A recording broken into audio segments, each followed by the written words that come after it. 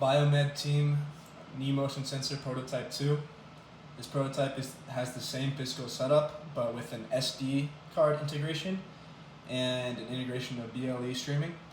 It also got rid of the issues with the projected vectors being near zero and being easily manipulated into other quadrants. So we get skewed values on 90-degree measurements from any of the three components.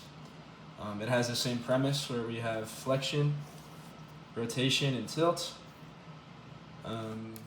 After countless hours of trying to get CircuitPython and Thonny to stream to the SD card and through Bluetooth to the website, it would not work. Bluetooth would not work because it didn't have a certain characteristic in the BLE library that the website needed. And the SD card, that was the GATT characteristic and some of the Nordic values. And then SD card would not work because I believe Thonny could not handle the excessive writing, where we'd write either a large array every 5 seconds or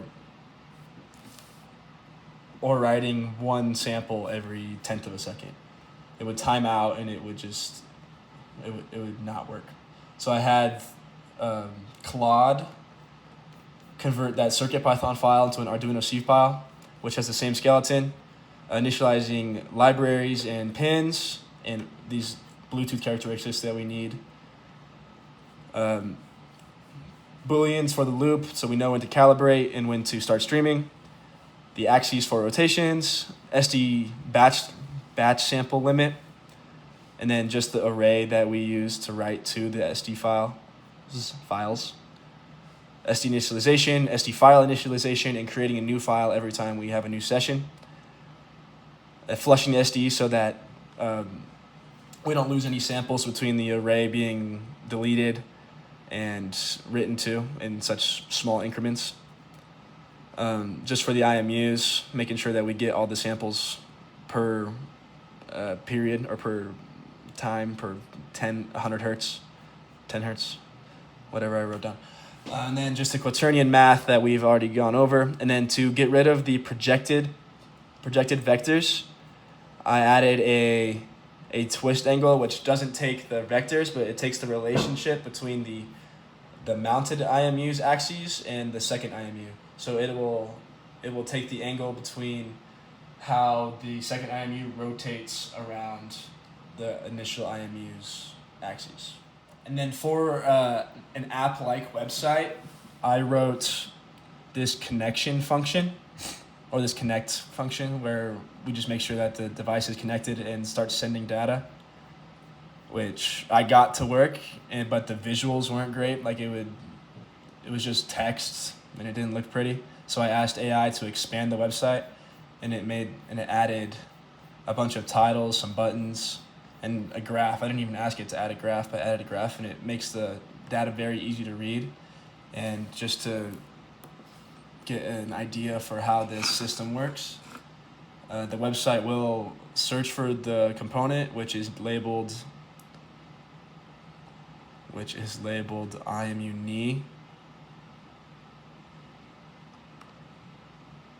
and it will calibrate on connection, which is pretty fair, pretty nice. And once it is connected and calibrated, it will start sending data, and it will show us the samples of the last 200 collected. And just to show that the 90-degree issue is fixed. We're sitting at 90-degree flexion, while rotation and tilt are fairly stable, but a little off because of my human error of shaky hands. After the connection is terminated from the microcontroller, the website will automatically download a CSV file or an Excel sheet that has all the data from your last session, which I tested for at least 20 minutes. It is stable and will produce accurate and clean data with a timestamp, but the timestamp is in milliseconds. And the SD card does the exact same, but it has more data because it starts immediately and ends a little later, because the connection and deconnection takes a certain delay.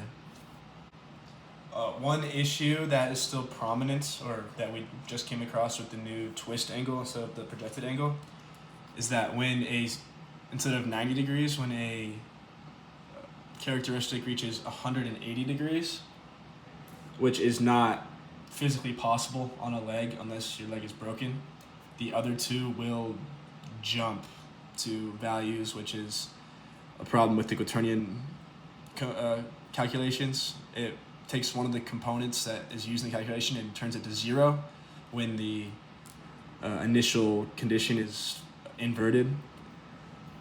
But luckily, it will return to a 0 angle when returned to the initial condition. So as long as you don't break your leg, it should work. The next plan for this prototype, or I guess for our final prototype, is just to integrate this into a leg sleeve, which we'll do by connecting these to proto boards and connecting them by ribbon wires, and then using either Velcro or sewing the proto boards onto the knee sleeve.